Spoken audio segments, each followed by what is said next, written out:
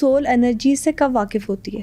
روح جب بیدار ہو رہی ہوتی ہے تو اس کی حالتیں کیا ہوتی ہیں، سٹیجز گزرتی ہیں۔ روح کو بیدار کرنے کا پہلا سٹیپ بتا دیں۔ پہلا سٹیپ، اللہ کا عدد 12 ہے۔ کشف القبور کی ایک شخص ہے، ریولیشن جسے کہتے ہیں، چیزوں کی حقیقت آپ کے اوپر کھلنا شروع ہوتی ہے۔ جب انسان سجدے میں جاتا ہے تو برین اینڈ ہارٹ نیورونز آپس میں انٹریکٹ کر رہے ہوتے ہیں، لیکن شیطانی طاقتیں آج ان سے ڈرتی ہیں۔ اپنے نفس کے اوپر جو ہے نا وہ دھیان کیا تو وہ ایک بہت لاغر اور بہت کی چھپکلی کی طرح نظر آیا۔ انہوں نے اسے کہا کہ اتنے مراقبے کے بعد اب بھی تو زندہ؟ اس نے کہا کہ میں نے مرنا نہیں ہے۔ کچھ لوگوں کے ہاتھ میں شفا ہے، کچھ کی باتوں میں شفا ہے، ریکی ہے، سمدہ ہے، NLP ہے۔ تو ایسے انسان میں انا زیرو ہوتی ہے۔ اصحاب کہف کا کتا کوئی عبادت گزار تو نہیں تھا، صرف عبادت گزاروں کی صحبت میں تھا، بالکل۔ تو اس کا ذکر بھی قرآن پاک میں ہے۔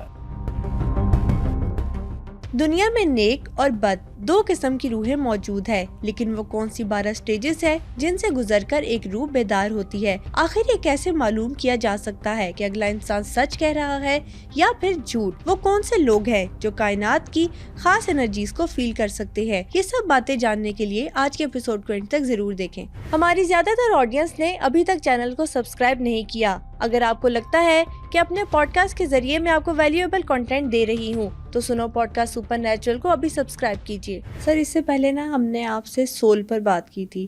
اس پوڈ کاسٹ میں آپ سے جاننا چاہتی ہوں کہ کہا جاتا ہے کہ ایک سول کچھ الگ طرح کی انرجیز فیل کرنا شروع کر دیتی ہے، ایک مقام آتا ہے، تو ایک سول انرجی سے کب واقف ہوتی ہے؟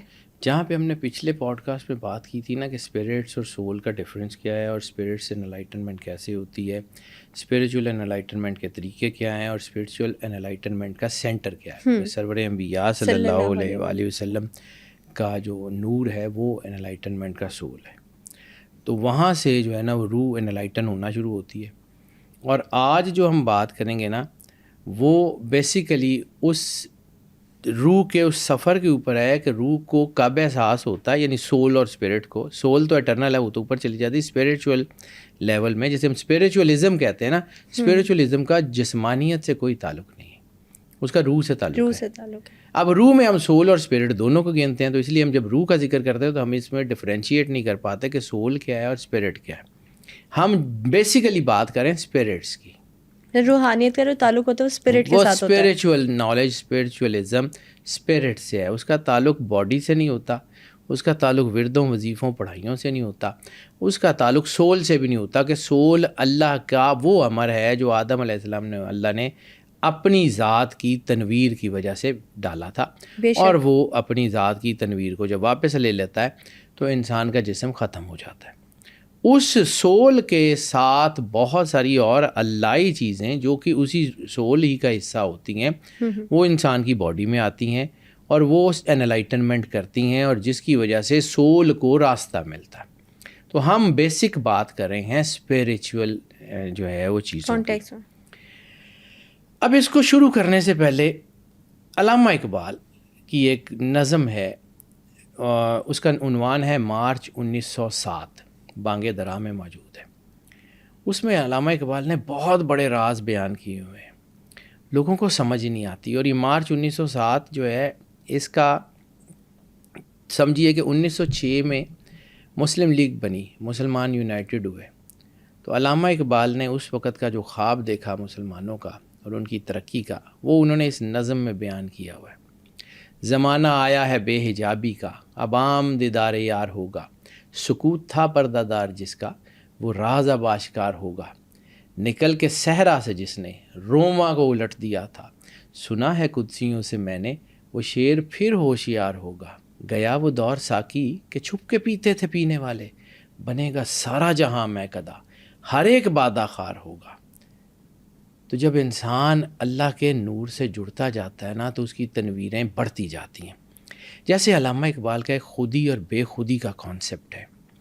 خودی کا کانسیپٹ بہت لمبا ہے، لوگوں نے بڑی لمبی لمبی کتابیں لکھی ہیں، اور بے خودی کے اوپر بھی بہت لکھی ہیں۔ میں عام سا آدمی ہوں، میں نے اس کو 2 لائنوں میں جو سمجھا ہے میں وہ بیان کر دیتا ہوں۔ خودی یہ ہے کہ انسان خود آگاہی کے ذریعے، ضبط نفس کے ذریعے اللہ کی قربت میں جب جاتا ہے تو وہ انسان کامل بن جاتا ہے۔ بہت خوبصورت۔ اور پھر وہ انسان کامل کا ایک گروہ ایک ایسے معاشرے کی تشکیل کرتا ہے کہ جس میں سارے لوگ انلائٹنڈ ہوتے ہیں، تو پھر وہ جو سوسائٹی ہوتی ہے وہ دنیا کو رول کرتی ہے۔ یہ خودی اور بے خودی کا کانسیپٹ ہے. اب آ جاتے ہیں کہ یہ اس روح کے جو ہے نا وہ انلائٹنمنٹ کیوں ہوتی ہے. تو یہ جو ٹاپک جس کو میں نے کیا ہے یہ 12 ٹریٹس آف اویکننگ سول، یعنی روح جب بیدار ہو رہی ہوتی ہے تو اس کی حالتیں کیا ہوتی ہیں. بالکل اس کے اوپر 12 سٹیجز گزرتی ہیں، جس کے بعد روح جو ہے وہ بالکل مزین ہو جاتی ہے. وہی ذکر جو میں نے کہا تھا کہ وہ لوگ جو اللہ کے نور سے نوری ہو جاتے ہیں وہ پھر لوگوں کی رہنمائی کا ذریعہ بن جاتے ہیں. صحیح. وہ چونکہ سرور انبیاء صلی اللہ علیہ وآلہ وسلم کے نور سے جڑے ہوئے ہوتے ہیں، اس تنویر اس نور کی وجہ سے باقی لوگ ان میں اپنی جو ہے وہ انلائٹنمنٹ ڈھونڈتے ہیں، جیسے پروانے جو ہے وہ شمع کو ڈھونڈتے ہیں. اسی طرح وہ جو روحانی لوگ ہوتے ہیں یا جو روحیں ہوتی ہیں وہ اپنے جو ہے وہ آپ سمجھ لیں کہ گائیڈز کو، مینٹورز کو، شیخs کو، اولیاء کو ڈھونڈ لیتی ہیں. جستجو ہوتی ہے. جستجو What you seek is seeking you. Exactly. جستجو سے مجھے یاد آئی، میں ایک جملہ اکثر کہتا ہوتا ہوں، یہ بھی عطائی ہوتی ہے، اپنی تو ہوتی نہیں ہے انسان کی. انسان کی زندگی نا چند فیزز کے اوپر ہے. بالکل. پہلی فیز کا نام ہے آرزو. آرزو جو ہے وہ جب انسان کے اندر پیدا ہوتی ہے نا کچھ کرنے کی، تو انسان جو ہے اس کے لیے پھر کیا کرتا ہے، جستجو کرتا ہے. یعنی پہلی ہے آرزو، یعنی کسی سے آپ نے اللہ سے ملنا ہے تو اس کے لیے آپ جو ہے وہ آپ کے اندر آرزو پیدا ہوتی، جہاں سے آپ کی آرزو ہوتی تو پھر آپ اللہ سے ملتے ہیں نا. پھر ہوتا ہے کہ جستجو، جسے ہم جوہد کہتے ہیں، ورد، وظائف، اس کا سارا ایک اسپیکٹرم ہے. جستجو کے بعد ایک دن وقت آتا ہے انعام کا. انعام کیا ہوتا ہے، آپ کی گفتگو ہونا شروع ہو جاتی ہے. گفتگو جب چلتی ہے تو پھر ایک دن آپ کے اندر روبرو ہونے کی خواہش بھی جنم لیتی ہے. تو گفتگو سے آپ روبرو تک پہنچ جاتے ہیں. پھر جب اس کے روبرو ہوتے ہیں تو پھر وہ نور اللہ کا وہ آپ کے اندر اتر جاتا ہے. سبحان اللہ. ٹھیک ہے. جب وہ اللہ کا نور آپ کے اندر اترتا ہے تو پھر وہ کیا ہوتا ہے، 4 سو، یعنی جو اولیاء اللہ ہوتے ہیں ان کی مہک پھر 4 سو پھیلنا شروع ہو جاتی ہے. بالکل پازیٹیو. اور پھر اس کے بعد جب وہ نور سے نوری ہو جاتے ہیں تو پھر جو غیر اللہ کے سوا ہر چیز ان کے اندر فنا ہو جاتی ہے. تو پھر وہ رہ جاتا ہے کہ جدھر دیکھتا ہوں ادھر تو ہی تو. آرزو، جستجو، گفتگو، روبرو، 4 سو، اور پھر جدھر دیکھتا ہوں ادھر تو ہی تو تک کا یہ سفر ہے. یہ پورا اس کے 12 ٹریٹس ہیں. انسان کو ضرورت ہوتی ہے گائیڈنس کی، ABC سیکھنے کے لیے بھی، تو روحانیت کو سیکھنے کے لیے بھی کسی نہ کسی استاد کی، مینٹور کی ضرورت ہوتی ہے. بالکل. اور ہر انسان نے اگر اس مینٹور کے درجے تک جانا ہے تو اس کو خاص فیزز سے گزرنا پڑے گا. یعنی استاد کو بھی استاد بننے کے لیے سکول کی، کالج کی ڈگریز کو پاس کرنا ہوتا ہے. ایگزیکٹلی. استاد کو بھی استاد بننے کے لیے اسی فیز سے گزرنا ہوتا ہے جس فیز سے اس کے شاگرد گزرتے ہیں. بالکل. تو جو انلائٹنڈ لوگ ہیں وہ انلائٹن ہوتے کیسے ہیں اس کی فیزز کے اوپر بات کرتے ہیں. انسان کے روح کو بیدار کرنے کا پہلا سٹیپ بتا دیں. پہلا سٹیپ، روح جب بیدار ہونا شروع ہوتی ہے تو انسان کے اوپر بیتتی کیا ہے. آپ اس کو اس طرح، روح کے بیدار ہونے کا پہلا سٹیپ، یعنی انسان کو آگاہی کی بات کریں نا، روح بیدار ہونا شروع ہوتی ہے تو انسان کو سمجھ کیسے آتی ہے کہ ہاں یہ اب روح بیدار ہونا شروع ہو گئی ہے. یہ پہلا سٹیج ہے. اس کی 12 سٹیجز ہیں. اب اللہ کا عدد جو ہے وہ 12 ہے، یعنی اللہ کے عدد ہے 66، 6 اور 6 12. تو اگر اللہ کا عدد 12 ہے تو اس کا مطلب ہے کہ پوری دنیا میں جو ڈائمینشن ہے، ٹائم اینڈ اسپیس بھی تو 12 میں 12 میں کہہ دیں. تو یہ 12 سٹیجز ہیں جن کا ذکر کروں گا جو روح پہ گزرتی ہیں. اور اس کی آخری سٹیج کا نام enlightened with the light of God ہے. Enlightened with the light of Allah اور enlightened with the divine light of سرور انبیاء صلی اللہ علیہ وآلہ وسلم. نور اللہ اور نور رسول اللہ صلی اللہ علیہ وآلہ وسلم سے انلائٹن ہونا اس کی 12ویں سٹیج کا نام. بالکل صحیح. پہلی سٹیج جو ہوتی ہے introduction with the energy and vibes. یعنی پہلی سٹیج یہ اکثر لوگوں میں پائی جاتی ہے، کچھ میں نیچرلی پائی جاتی ہے، کچھ لوگ بڑے ہو کے سیکھ لیتے ہیں. Interaction with the energies and vibes, کہ آپ اس سٹیج کے اوپر جب یہ روح ہوتی ہے تو اپنی انرجی سے واقف ہونے والی چیزیں ان کو سمجھ آنا شروع ہو جاتی ہیں. ان کو سمجھ آنا شروع ہو جاتا ہے کہ فلاں بندے کی پازیٹیو وائبریشنز ہیں اور فلاں بندے کی نیگیٹو وائبریشن ہے. یعنی آپ کسی ایک ایسے شخص کو دیکھتے ہیں جس نے بہترین کپڑے پہنے ہوئے ہیں، بہترین گھڑی پہنی ہوئی ہے، بہترین قسم کا پرفیوم بھی لگایا ہوا ہے، لیکن اس سے آپ کو وائبریشنز ایسی آ رہی ہوتی ہیں کہ جیسے یار یہ کوئی نیگیٹیوٹی ہے، یہ کوئی نیگیٹو چیز ہے. ابھی آپ روم میں انٹر ہوتے ہیں کوئی بات بھی نہیں کرتے, لیکن روم کا جو اورا ہوتا ہے وہ نیگیٹو فیل ہوتا ہے. اسی وجہ سے کہ آپ کے اندر وہ روح اس انرجی کو فیل کرنے کے قابل ہوتی ہے, تو آپ اس انرجی کو ڈفرینشیٹ کرنا شروع کر دیتے ہیں. بعض اوقات بہت عام سے آدمی ہوتے ہیں, یعنی بہت ہی کوئی عام سا گاؤں کا آدمی جس نے کوئی بہت مہنگا لباس بھی نہیں پہنا ہوا, لیکن اس کی وائبریشن بڑی شاندار ہوتی ہے. آپ کو لگتا ہے یار یہ کوئی عالم آدمی ہے, اس کے پاس بیٹھ کے کوئی علم کی بات سیکھنی چاہیے, اس سے کوئی بات پوچھنی چاہیے. حالانکہ بظاہر لگ رہا ہوتا ہے کہ وہ تو کوئی پڑھا لکھا آدمی بھی نہیں ہے, لیکن اس سے باتیں دنیا سننے کے لیے آتی ہے.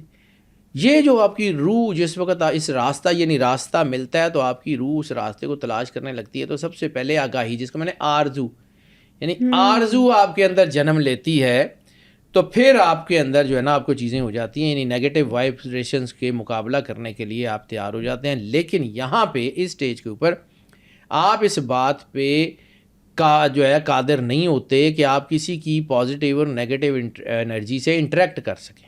جیسا کہ جو ہے نا وہ آپ کے اندر سمجھ لیں کہ ہمدردی کا جذبہ پیدا ہوتا ہے, تو ہمدردی کا جذبہ کسی بھی انسان کا ذاتی نہیں ہوتا. کسی نہ کسی کی کوئی نہ کوئی ایسی حالت, کوئی نہ کوئی اس کی چیز دیکھ کے آپ کے دل میں اندر ہمدردی پیدا ہوتی ہے. یعنی وہ بالواسطہ وہ انرجی آتی ہے آپ کے اوپر, آپ اس انرجی کو لانے یا نکالنے پہ قادر نہیں ہوتے. ٹھیک ہے, یہ اس سٹیج کا ذکر ہے, اور یہاں سے روحانی بیداری شروع ہوتی ہے. دوسری سٹیج اس کی یہ نسبتاً کم لوگوں میں ہوتی ہے, انٹیویشن اینڈ اویئرنیس. یعنی یہ آپ اپنے ایموشنز کو ٹیون کرنا شروع کر دیتے ہیں.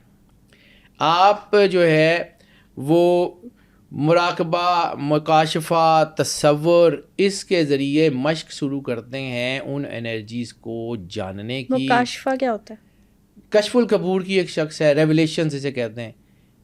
چیزوں کی حقیقت آپ کے اوپر کھلنا شروع ہوتی ہے. کشف کہتے ہیں کھلنا, مکاشفہ ریولیشن.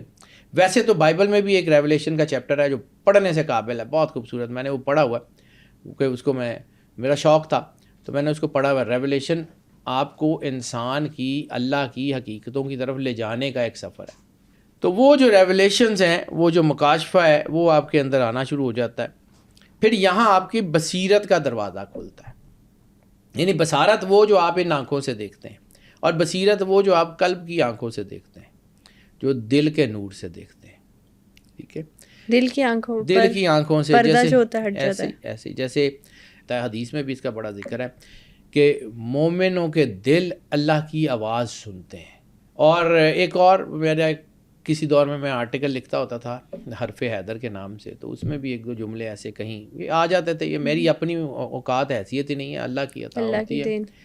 کہ اس میں ایک جو جملے ایسے کہیں لکھے تھے جو مجھے آج بھی یاد ہیں, کہ اللہ کی آواز روح کے سناٹوں میں سنائی دینا شروع کرتی ہے. سبحان اللہ, بہت خوبصورت بات. آپ کو وہ اللہ کی جو آواز ہے نا, وہ آپ کے روح کے جو سناٹے ہیں اس میں وہ آواز آنا شروع ہوتی ہے. آپ اس کو ٹیون کو, اس سے اویئر ہونا شروع ہوتے ہیں. وہ آپ کی بصیرت بنتی ہے, وہ آپ کی جو چیز ہے وہ بنتی ہے, وہ آپ کو گائیڈنس ملنا شروع ہوتی ہے, بصیرت کھلتی ہے. اب کسی شخصیت کے ساتھ آپ کا تعلق ہوتا ہے نا, تو اس کی بصیرت آپ کو راستہ دیتی ہے. یعنی آج اگر میں یہاں بیٹھا ہوں نا, تو ایک شخصیت کا میری زندگی کے اوپر بہت بڑا احسان ہے تو بہت ساروں کا, لیکن ایک شخصیت کا بہت بڑا احسان ہے. ان کے ساتھ میری زندگی کے کچھ 9.5 سال گزرے. دنیا ان کو سید صفدر علی بخاری کاکیاں والی سرکار کے نام سے جانتی ہے, کوئی لوگ ان کو کاکی تاڑ کے نام سے جانتے ہیں. یہ وہ نام تھا جو لوگوں نے ملامت کے طور پہ ان کو دیا.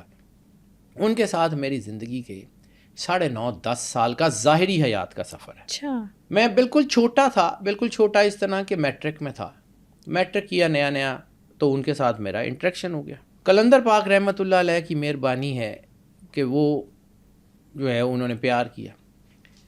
اب یہ میں بات کرنا چاہ رہا ہوں, میں اس وقت جو ہے نا پڑھنا چاہ رہا تھا. میں چاہ رہا تھا انجینئرنگ کرنا. میں اس وقت میرا کچھ اور ایم تھا. تو میں ان کو ایک دن گیا تو کہتے ہیں کہ ہاں سید میٹرک ہو گیا ہے. میں کہا جی. بابا جی کہتے تھے, ہاں جی بابا جی ہو گیا, اب کیا پڑھنا ہے.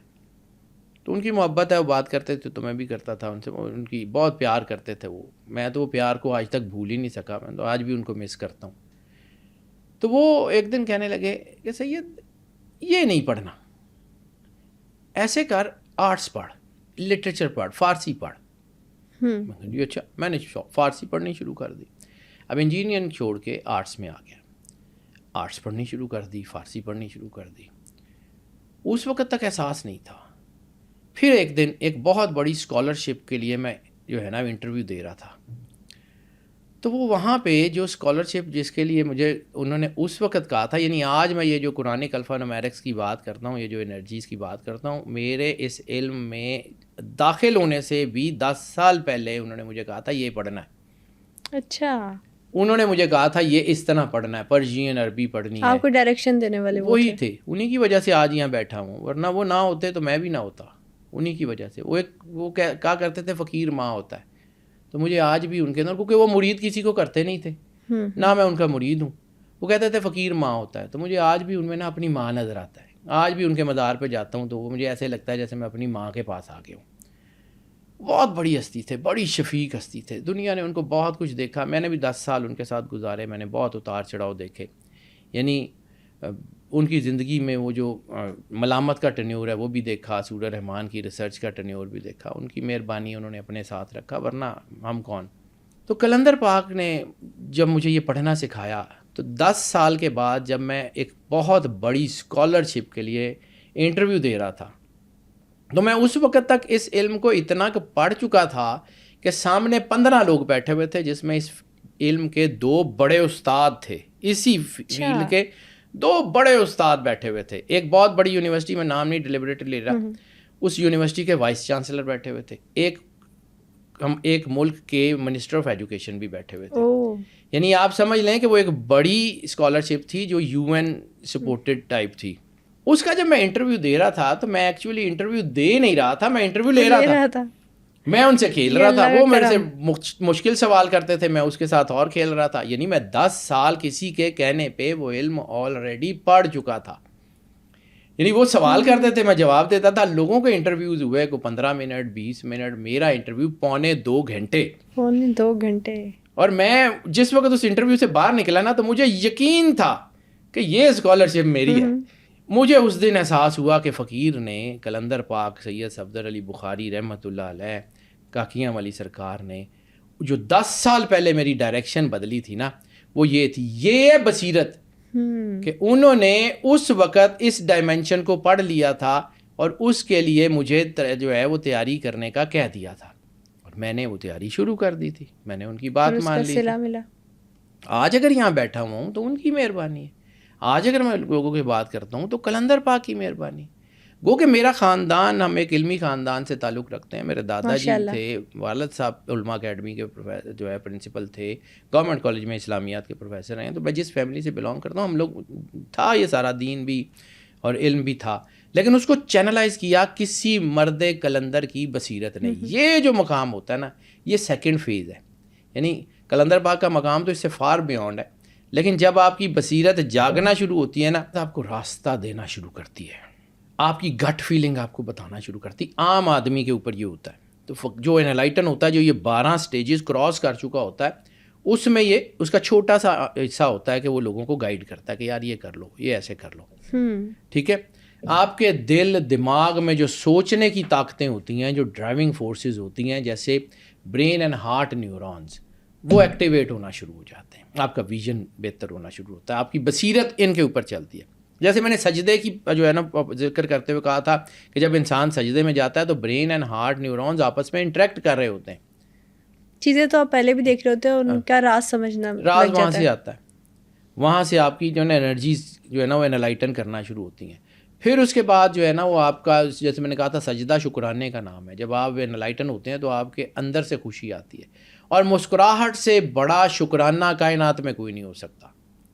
سرور انبیاء صلی اللہ علیہ وآلہ وسلم کی حدیث ہے کہ اگر تم اپنے دکھوں پہ مسکرا سکتے ہو تو تمہیں دنیا کی کوئی طاقت گرا نہیں سکتی. شکرانہ یہ نہیں ہے شکر الحمدللہ رب العالمین. شکرانہ یہ ہے کہ اپنے حال کے اوپر راضی ہونا. خوشحال, واصف علی واصف صاحب کا جملہ ہے کہ خوشحال وہ ہے جو اپنے حال پہ خوش ہے. بالکل سچ بات ہے.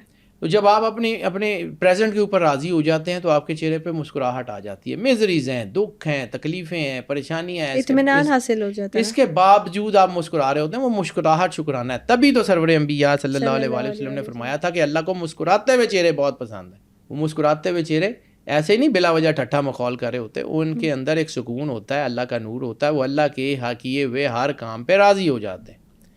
یہاں سے آپ کا جو ہے تیسری سٹیج شروع ہو جاتی ہے, distance from mainstream media. یہ جو لوگ ہوتے ہیں نا, پھر یہ مین اسٹریم میڈیا سے, ان چیزوں سے دور جانا شروع ہو جاتے ہیں. کیوں جاتے ہیں؟ اس لیے کہ جب یہ دیکھتے ہیں کہ دنیا میں جو ہے وہ روحانیت کے اوپر بات ہو رہی ہے, جو کہ آج کل ہمارا دور ہے. آج کل اگر آپ ہالی ووڈ کو دیکھ لیں, نیٹ فلکس کو دیکھ لیں, ان چیزوں کو دیکھ لیں, تو زیادہ تر سیریز بن رہی ہیں اسپرچول ٹاپکس کے اوپر. لیکن جب آپ ان سیریز کو دیکھتے ہیں تو آپ کو لگتا ہے کہ یہ اسپرچول ٹاپک کی آگاہی نہیں دے رہے, ان کی مس انفارمیشن دے رہے ہیں, مینیپولیٹ کیا جا رہا ہے انفارمیشن. ان کو شیطانی طاقتیں جو ہیں وہ آپ کے سوچنے سمجھنے کے ڈھنگ کو بدلنے کی کوشش کر رہی ہیں. یعنی ان میں ایک بہت ساری سیریز ہیں, سینس8 ہے یا کچھ ہے, تو وہ بنائی تو انہوں نے اسپرچول اینگل سے ہیں, لیکن وہ انتہائی ڈسٹریکٹیو ہیں, انتہائی خطرناک ہیں. ٹھیک ہے, تو وہ جب انسان جو دیکھتے ہیں تو پھر وہ ان سے دور ہو جاتے ہیں. یعنی مین اسٹریم میڈیا سے پھر یہ لوگ جو ہے نا آہستہ آہستہ دور ہونا شروع ہوتے ہیں. پھر ان کے اپنے اندر کی انرجی جو ہے نا وہ ان کو ہوتی ہے. یعنی آج کل آپ جو فطری طور پہ چونکہ یہ ذہین ہوتے ہیں, ان کو اندر سے گائیڈنس مل رہی ہوتی ہے. جب ان کو اندر سے گائیڈنس ملتی ہے تو یہ باہر کی چیزوں کو دیکھتے ہیں نا. یعنی ہماری فیلڈ میں ہی, مطلب میں تو خیر اس فیلڈ کا سب سے سمجھ لیں کہ ان پڑھ آدمی ہوں, مجھے تو اتنا آتا نہیں ہے میری فیلڈ میں. میرے سے بہت زیادہ لائق لوگ ہیں, اللہ ان کے علم میں اضافہ فرمائے. لیکن بعض اوقات ایسا ہوتا ہے کہ میں کہانیاں سن کے نا تو ہنس رہا ہوتا ہوں کہ یار نیچرلی تو یہ ہوتا ہی نہیں ہے جو آپ کہانی سنا رہے ہیں. تو یہ بیٹا ہوتا ہے. تو پھر اس لیے نا ذرا انسان اپنے اندر سے اپنے آپ کو سیکیور کرنا شروع کرتا ہے. یہ تیسری سٹیج ہوتی ہے. بالکل صحیح. ٹھیک ہے, یہ تیسری سٹیج جو ہوتی ہے نا, یہ سمجھ لیں کہ یہ وہ جال ہوتے ہیں شیطانی جو آپ کو پھنسانے کے لیے ہوتے ہیں کہ اس سے آگے آپ نہ جائیں. یعنی شیطان بھی تو اسی چیز کے اوپر ہاتھ ڈالتا ہے نا جو اللہ کی طرف جانی ہو. یعنی ایک گاڑی ہے, اس نے کسی کو دھکا دے کے گرانا ہے, تو ایک گاڑی خود ہی گر جائے گی, اس کو دھکا نہیں دے گا. جو گاڑی نہیں گرنی نا اس کے اوپر کوشش کرے گا. ایسے اس لیے شیطان عبادت کے دوران وسوسے ڈالتا ہے. شیطان جب آپ نماز پڑھ رہے ہوتے ہیں آپ کو وسوسے آتے ہیں. شیطان اس وقت وسوسے ڈالتا ہے جب آپ اللہ کے قریب ہونے کی طرف جا رہے ہوتے ہیں. جب آپ اللہ کے قریب ہونے کی طرف جا ہی نہیں رہے ہوتے تو اس نے وسوسے ڈال کے کیا کرنا, وہ پاگل ہے, محنت کرے گا. اس کو بہت اچھی طرح پتا کہ کس نے کرنا ہے کس نے نہیں کرنا. تو شیطانی طاقتیں بھی, یہ ویڈیوز, یہ نیٹ فلکس, یہ اس لیے میں نے آپ کو کہا تھا نا کہ سخی سلطان بہو کی کتابوں میں جو روحانیت کی صدی کا ذکر ہے وہ آ گیا ہوا ہے. جہاں سے میں نے شروع کیا زمانہ آیا ہے بے حجابی کا, اب آ گیا ہوا. اب یہ ٹاپکس کے اوپر پوری دنیا کی جتنی نیگیٹو طاقتیں ہیں وہ اس کے اوپر فلمیں, سیریز, ڈرامے بنا رہے ہیں تاکہ لوگوں کا ذہن مینپولیٹ کرے. وہ عام لوگوں کے لیے نہیں ہے, وہ ان لوگوں کے لیے بنا رہے ہیں جو اس طرف آنے کی انکلینیشن رکھتے ہیں. لیکن شیطانی طاقتیں آج ان سے ڈرتی ہیں, صرف اس لیے ڈرتی ہیں کہ وہ اللہ کے نور سے نوری ہیں. وہ اللہ کے نور سے, جیسے میں نے آپ کو میجک کی پوڈ کاسٹ میں کہا تھا کہ وہ اس کا جو ایک جادو کی جو میجیشین لیڈی تھی اس کا انٹرویو تھا, تو اس نے کہا تھا کہ ہاں ہم ان لوگوں کے اوپر جادو نہیں کر سکتے جو اللہ کے نور سے جو ہے انلائٹڈ ہے. ہم جو ہے نا, جیسے میں آپ کو اکثر کہتا ہوں کہ میں نے زندگی میں یہ سیکھا کہ اندھیرا اتنا تگڑا نہیں ہے کہ روشنی کی آنکھوں میں آنکھیں ڈال کے کھڑا ہو جائے. تو شیطانی طاقتیں ڈرتی ہیں روشنی سے, اندھیرا ڈرتا ہے روشنی سے, لیکن وہ روشنی کو مینیپولیٹ کرنے کی ہر حد تک کوشش کرتا ہے. آپ اس کو موقع دیں گے, یعنی شیڈ تب بنیں گے جب آپ کے اور اللہ کے درمیان کوئی چیز آ جائے گی. جب آپ کے اور اللہ کے درمیان کوئی چیز ہی نہیں ہے تو پھر آپ کے زندگی میں شیڈز اور گرے ایریاز کیسے بنیں گے. اس کو سمجھیے. یعنی یہ وقت ضائع کرنے کی بجائے یہ لوگ اپنے آپ کو بنانے پہ کام کرتے ہیں. میں نے آپ کو کہا نا میرا زندگی کا بڑا لمبا عرصہ کلندر پاک, تو میں ہر چیز میں ان کو یاد کرتا ہوں. وہ فرمایا کرتے تھے ایک جملہ جو مجھے بڑے سال, 15 سال بعد, 20 سال بعد آج یاد آتا ہے. تو وہ کہتے ہوتے تھے کہ سید ہماری فیلڈ میں وقت ضائع کرنا حرام ہے. تو یہ بندہ جب یہ جن لوگوں کے اندر یہ انلائٹنمنٹ کی آتی ہے نا, تو پھر وہ وقت ضائع نہیں کرتے, پھر وہ اپنے اوپر کام کرتے ہیں, اپنے آپ کو بنانے کی کوشش کرتے ہیں, لوگوں کی بیٹرمنٹ کے لیے کام کرتے ہیں. پھر وہ ادھر ادھر کی چیزوں میں they do not kill the time, وہ وقت ضائع نہیں کرتے, وہ اپنے آپ کو بنانے میں صرف کرتے ہیں. اب چوتھی چیز جو ہے, جب یہ اس کے ساتھ ان کی بصیرت جاگ گئی, ان کے اندر یہ انرجیز کو ڈفرینشیٹ کرنے کا ہو گیا, پھر یہ دنیا سے دور ہو گئے, انہوں نے اپنے آپ کو بنانا شروع کیا. تو چوتھی سٹیج جو کہ عام لوگوں میں بہت کم ہوتی ہے, بہت کم ہوتی ہے لیکن کم ہوتی ہے, وہ that is lying is next to impossible in front of them. ان کے سامنے جھوٹ بولنا تقریباً ناممکن ہو جاتا ہے. وہ جھوٹ پکڑ لیتے ہیں آسانی سے, وہ جھوٹ سمجھ جاتے ہیں بڑی آسانی سے, ان کی وائبز ان کو بتا دیتی ہیں کہ یہ بندہ صحیح نہیں کہہ رہا. جیسے آپ کی جو ہے نا پوری دنیا کی ایجنسیز کے پاس پولیگرافک ٹیسٹ کی ڈیوائسز ہوتی ہیں, لائی ڈیٹیکٹرز ہوتے ہیں, اسی طرح وہ انسان نیچرلی پولیگرافک ٹیسٹ کی مشین بن جاتا ہے. وہ اللہ کے نور سے نوری ہوتا ہے. وہی حدیث بار بار, مومن کی فراست سے ڈرو, وہ اللہ کے نور سے دیکھتا ہے. یہ انسان کے اندر ہے. جب وہ یہ لائی ڈیٹیکٹر ڈیوائس ہوتی ہے, وہ پولیگرافک ہوتا ہے, تو ان کو خود سے پتہ لگ جاتا ہے کہ ان کے جو بھی بندہ بات کر رہا ہے وہ لفظ سچے بول رہا ہے یا جھوٹ بول رہا ہے. وہ پھر وہ لوگ جو پوز کر رہے ہوتے ہیں ان سے دور ہو جاتے ہیں. یہ لوگوں کو کھلی کتاب کی طرح پڑھنا شروع ہو جاتے ہیں. لوگوں کے لہجے پڑھتے ہیں, لوگوں کی آنکھیں پڑھتے ہیں, لوگوں کے چہرے پڑھتے ہیں. وہ لفظ جو وہ لوگ بول نہیں رہے ہوتے وہ یہ پڑھ رہے ہوتے ہیں, وہ ان کو دیکھ رہے ہوتے ہیں, ان کے الفاظ میں چھپی ہوئی انرجی کو پڑھ رہے ہوتے ہیں. پھر یہ سمجھ سکتے ہیں کہ لوگ جو ہے یہ کیا چاہ رہے ہیں. یہ بے شک لوگوں کو بتائیں نہ کہ انہوں نے پڑھ لیا ہے. یہ لوگ شوق سے دھوکہ کھا لیتے ہیں, لیکن ان کو پتہ ہوتا ہے کہ سامنے والا کرنے کیا چاہ رہا ہے. یعنی اللہ کے نور کی وجہ سے وہ اس بات پہ قادر ہو جاتے ہیں کہ یہ جو ہے وہ اپنے آپ کو اتنا کر لیتے ہیں کہ لوگوں کو پڑھ لیتے ہیں, لوگوں کو جج کر لیتے ہیں. پھر ان کی زندگی سے وہ لوگ نکلتے چلے جاتے ہیں.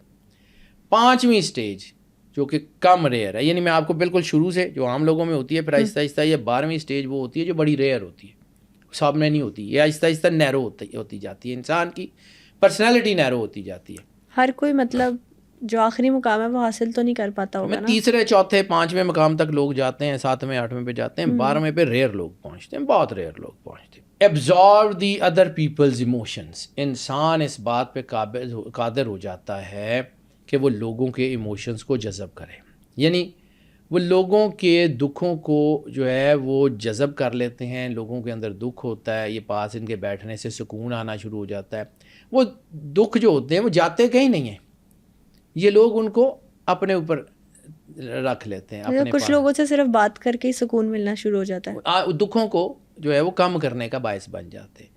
کہتے ہیں نا فقیر کی نگاہ سے چیزیں بدل جاتی ہیں, ولی کی نگاہ سے چیزیں بدلتی کیسے ہیں؟ کیونکہ یہ اللہ کے نور سے نوری ہوتے ہیں. تو یہ اپنی پازیٹیوٹی سے, اپنی ذات سے, یعنی فرض کیا آپ نے عموماً دیکھا ہوگا کہ گاڑی کسی جگہ بند ہو جاتی ہے, آپ دوسری گاڑی کی بیٹری کے ساتھ وہ وائرز اٹیچ کر کے اس گاڑی کی بیٹری کو ایک جھٹکا دیتے ہیں تو آپ کی گاڑی سٹارٹ ہو جاتی ہے. تو یہ لوگ بھی وہ کام کرتے ہیں کہ انسان کے اندر ایموشنل بریک اپ آ گیا تھا, انسان کے اندر اندھیرا ہے, اس کو راستہ نظر نہیں آ رہا. یہ اپنی پازیٹیو انرجی سے اتنے طاقتور ہو جاتے ہیں کہ اپنی پازیٹیو انرجی سے اس کی نیگیٹو انرجی کو ایبزارو کر لیتے ہیں, تو اس کا سسٹم اس کا راستہ کھول دیتے ہیں. یہ کوائٹ نیچر. آپ روز دیکھتے ہیں گاڑی کو وہ جو ہے نا وہ بیٹری کے ساتھ بیٹری جوڑ کے تو اس کی تار لگا کے سٹارٹ کرنا وہ ہو جاتا ہے. سردیوں میں عموماً جب بیٹری ٹھنڈی ہو جاتی ہے یا بند ہو جاتی ہے تو اس کو کسی دوسری بیٹری سے, کسی چلتی ہوئی گاڑی سے جو ہے نا اس کو کیا جاتا. تو یہ جو فقیر, یہ لوگ جو اللہ کے نور سے نوری ہو رہے ہوتے ہیں, اویکننگ سولز جو ہوتی ہیں, جو جاگ رہی ہوتی ہیں, جو روحیں, وہ روحیں دوسروں کی مدد کا ذریعہ بھی بن جاتی ہیں. دنیا میں پازیٹیوٹی, دنیا میں ظاہر سی بات ہے. اسی لیے تو مولانا روم نے کہا تھا کہ یک زمانہ صحبت باولیاء بہتر 100 سالہ طاعت بیریا, کہ ایک لمحہ کسی نیک آدمی کے ساتھ بیٹھنا 1000 سال کی, 100 سال کی بغیر ریاکاری کے مقبول عبادت سے زیادہ افضل ہے. جب ہم اصحاب کہف کی بات کرتے ہیں تو اصحاب کہف کا کتا کوئی عبادت گزار تو نہیں تھا, صرف عبادت گزاروں کی صحبت میں تھا. بالکل. تو اس کا ذکر بھی قرآن پاک میں ہے, اس کا ذکر بھی ہے کہ وہ جو ہے وہ جنت میں جائے گا. تو وہ نجس مخلوق ہو کے اگر یہاں تک جا سکتی ہے تو ہم محسن تقویم پہ بنے ہوئے ہیں, ہم جو ہے وہ اس سے کہیں افضل ہیں, تو ہم کیا وہ نہیں پا سکتے؟ ایک نجس مخلوق جو ہے وہ پاک لوگوں کے ساتھ, متقی لوگوں کے ساتھ, اللہ کے منظور نظر لوگوں کے ساتھ رہ کے ایک مقام تک جا سکتا ہے, تو ہم کیوں نہیں جا سکتے؟ ہمیں اس چیز کا ادراک نہیں ہے, یا وہ نیگیٹو طاقتیں ہمیں اس طرف جانے نہیں دیتی. ایسے ہی ہے. ٹھیک ہے. ایسی سٹیج کے اوپر جو ہے وہ مین چیز جو میں نے دیکھی ہے, جو میرا تجربہ کہتا ہے, ایسی سٹیج کے اوپر جب آپ لوگوں کی نگیٹو انرجی ایبزارو کرنے لگ جاتے ہیں نا, تو آپ کے اوپر صحت کے مسائل ہو جاتے ہیں. یا آپ بہت زیادہ پڑھائیاں کرتے رہے ہوں, میں بھی 20 سال سے تقریباً یہ کام کر رہا ہوں, تو میرے پاس یہ روز کیس آتے ہیں. ڈاکٹرز کہہ رہے ہوتے ہیں کہ ٹیسٹ سارے نارمل ہیں, بندے کو درد ہو رہی ہوتی ہے. ڈاکٹر کہہ رہے ہوتے ہیں کہ آپ کو پرابلم کوئی نہیں ہے اور بندے کے مسائل ہو جاتے ہیں. سب سے پہلا مسئلہ جب آپ پڑھائی کرتے ہیں یا لوگوں کی نیگیٹو انرجی کو ابزارو کرتے ہیں یا خود پڑھائی کرتے ہیں, اپنی نیگیٹو انرجی کو کنٹرول کرنا شروع کرتے ہیں, زیادہ پڑھائیاں کرنے والوں کا کبھی میں نے میدا ٹھیک نہیں دیکھا, اسٹمک اپسیٹ ضرور ہوگا. یہ 20 سال کے تجربے کی بنیاد پہ کہہ رہا ہوں, اسٹمک اپسیٹ ضرور ہوگا. تمام ٹیسٹ ٹھیک ہوں گے, اسٹمک پراپرلی کام ہی نہیں کر رہا ہوگا. وہ نیگیٹو انرجی اس کے سسٹم میں ہنڈرنس ڈال رہی ہوتی ہے. اسٹمک کے بعد بھی اگر آپ اس سے باز نہیں آتے تو پھر کڈنیز کے اوپر آتا ہے, کڈنی سے لیور کے اوپر آتا ہے, لیور سے برین کے اوپر آتا ہے. یعنی اکثر لوگ جو پڑھائیاں کرتے ہیں وہ رجت ہو جاتی ہے, وہ پاگل ہو جاتے ہیں. ہوتا ہے ایسے. وہ پاگل کیا ہوتے ہیں کہ وہ انرجی ان سے برداشت نہیں ہوتی. یعنی یہ فون ہے میرا, اس کو اگر 1.5 واٹ کے یا 3 واٹ کے چارجر سے چارج کرنا ہے, اس کو میں ڈائریکٹ ٹرانسفارمر پہ لگاؤں گا, چارج ہو جائے گا, وہ پٹاخہ مار جائے گا. بالکل ایسے ہی. تو وہ میں نے آپ سے اکثر ایک دفعہ پوڈ کاسٹ میں بھی بات کی, اکثر لوگوں سے یہ بات کرتا ہوں کہ میں لوگوں کو یہ اکثر کہتا ہوں کہ جو ہے نا وہ اللہ کے بھی بہت قریب ہونے کی کوشش نہ کرو, سورج کے بھی تو آپ قریب ہوتے ہیں نا. روز اللہ کو یہ کہیں گے نا کہ مجھے تیرے سے بڑا پیار ہے, تو کسی دن اللہ یہ بھی کہہ دے گا کہ آ جاؤ پھر پیارے ہو جاؤ, تو پھر مسئلے میں پڑ جائیں گے. تو اس لیے اپنی حیثیت کے مطابق, یعنی آپ اگر اس ٹرانسفارمر کی انرجی کو ایبزارو کر سکتے ہیں تو پھر ضرور کریں, ورنہ کوہ طور کی طرح آپ جل جائیں گے. اسی لیے جو ہے وہ کچھ اولیاء کا ایک وتیرہ رہا ہے کہ وہ ننگے پاؤں چلتے تھے. یا پھر ایک دفعہ میں نے آپ کو جو ہے وہ اٹریکٹیو جو ہے نا وہ لا آف اٹریکشن میں بتایا تھا ایک دفعہ, اس سے پہلے بھی ایک پوڈ کاسٹ میں 2-3 دفعہ ذکر کیا کہ سرکار ختمی مرتبت بادشاہ کونین کے مسواک کرنے میں, وہ جو ہولی اوپننگس کی ہم نے بات کی تھی, اس میں مسواک کا کیا کانسیپٹ ہے, لکڑی کی مسواک کا کیا کانسیپٹ ہے, لکڑی کے جوتے فقیر کیوں پہنتے تھے, وہ جو کھڑامے جیسے کہتے تھے, لکڑی کا عصا انبیاء اولیاء کے ساتھ ہمیشہ ٹریول کرتا رہا, یہ کیوں؟ یہ اس ارتھ اور اسکائی گراؤنڈنگ انرجی کے درمیان لکڑی چونکہ اس کو انٹریکٹ کرتی ہے, یعنی لکڑی میڈیم نہیں ہے, وہ لکڑی انرجی ڈیلیوٹ کر دیتی ہے, تو وہ اس انرجی کو یعنی مسواک کرتے ہیں, تو وہ جو منہ کی نیگیٹو انرجیز ہوتی ہیں جھوٹ بولنے سے وہ کرنے سے, وہ بھی پاک ہوتی ہے, صرف بو ختم نہیں ہوتی. مسواک کا کانسیپٹ صرف یہ نہیں ہے کہ آپ کے منہ کی بو ختم کرے گا برش کی طرح, وہ آپ کی منہ کے اندر نیگیٹو انرجیز جو آپ کے مختلف چیزیں جھوٹ بولنے, غیبت وغیرہ جو ہم نے کی ہوتی ہے, اس کے نیگیٹو امپیکٹس کو بھی صاف کرتی ہے. یہ مسواک کا کانسیپٹ ہے. ایسے ہی نہیں ہے سرور انبیاء صلی اللہ علیہ وآلہ وسلم کی سنت مطہرہ میں اسوہ حسنہ بہت کچھ ہے. کم ٹو دا پوائنٹ, لکڑی کی جوتی بھی اسی زمرے میں آتی ہے, لکڑی کا عصا بھی اسی زمرے میں آتا ہے.